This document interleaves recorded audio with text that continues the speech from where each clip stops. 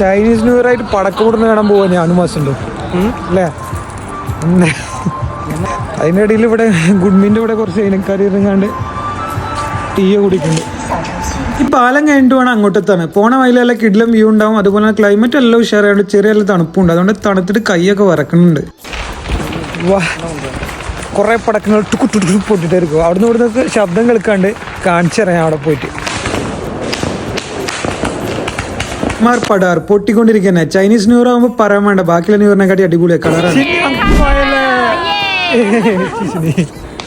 അവിടെ ലെഫ്റ്റ് സൈഡിൽ ഒരു ഏകാന്തതയിൽ ഒരു ചൈനീസ് ചേർത്തിരിക്കുന്നതാണ്. എന്താ പറയണ്ടേ, ഇവിടെ അല്ല അവിടെയാണ് അടിപൊളി. എന്നാ അങ്ങോട്ട് പോവാം. ഇപ്പം സൈഡിൽ ഒരുപാട് പടക്കങ്ങളൊക്കെ വെച്ചിങ്ങാണ്ട് 12 മണിയാവാൻ കാത്തിരിക്കണം നമ്മുടെ ചൈനീസ് ഫ്രണ്ട്സ്. അവരുടെ അടുത്ത് ചോദിച്ചാൽ നമുക്ക് ഒരുമിച്ചിങ്ങാണ്ട് പടക്കം പൊട്ടിക്കല്ലേ. ശരി, പടക്കങ്ങൾ പിന്നെ പണ്ടേ നമുക്കൊരു വീക്ക്നെസ് ആണല്ലോ, അതുകൊണ്ട് പിന്നെ വിട്ടുകൊടുത്തു. നമ്മൾ തിരികൊളുത്തിന് മുന്നേ ബാക്കിൽ വേറെ അതിലേവരല്ലേ കിട്ടില്ല പൊട്ടല്.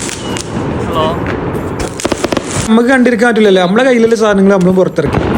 പൊട്ടാസ് മാത്രമല്ല കമ്പിപ്പൂത്തിരി നമ്മളെടുത്തിട്ടുണ്ട്. ഇപ്പോഴും സത്യാവസ്ഥ എന്താണെന്ന് വെച്ചാൽ 12 മണി ആയിട്ടില്ല, 12 മണിയാവാൻ വേണ്ടി കാത്തിരിക്കും. ഇടയിൽ ഈ അമ്മച്ചി ഒന്നും കണ്ട് എന്താ നീ കാണിക്കുന്നത്, എന്താ പരിപാടിയാണ്. സൈഡിൽ ഈ ഒരു കണ്ണാടിക്കുട്ടി ഈ ഒരു ഇരുത്തിരിക്കുന്നുണ്ട്. എന്താ പരിപാടി വെച്ചപ്പോൾ 12 മണിയാവാൻ കാത്തിരിക്കുക. എല്ലാവരും 12 മണിക്ക് വേണ്ടി വെയിറ്റ് ചെയ്യാറ്. സൈഡിൽ വൈബ് തന്നെ ഫുള്ള്. എന്നോട് പറഞ്ഞു വാ കളിക്കുക, നമുക്ക് ഫോട്ടോ എടുക്കാറുണ്ട്. ഞാൻ എന്നോട് നമ്മളിങ്ങനെ സെലിബ്രേറ്റ് ചെയ്യണല്ലോ ചൈനീസ്. സൈഡിൽ വസന്തിന്റെ ഫ്രണ്ട്ഷിപ്പ് ഗോള് ഇത് അമ്മച്ചി. ഇടയിൽ സഞ്ചരിക്കുന്ന ഒരു പടക്കക്കടായിട്ട് വേറൊരു അമ്മച്ചി വന്നു. ഇനി തിരിച്ചു പോരുന്ന വഴിക്കാണ് കഴിഞ്ഞ പ്രാവശ്യം ന്യൂ ഇയറിന് നമ്മൾ ഉയർത്തിയ റോക്കി ബൈയുടെ ഗണ്ണ് വെച്ചിങ്ങനെ ചൈനീസ് കുട്ടികൾ പടക്കം പൊട്ടിച്ച് കളിക്കാരും പൊട്ടിച്ച് പരിപാടി ഉഷാറാകട്ടെ.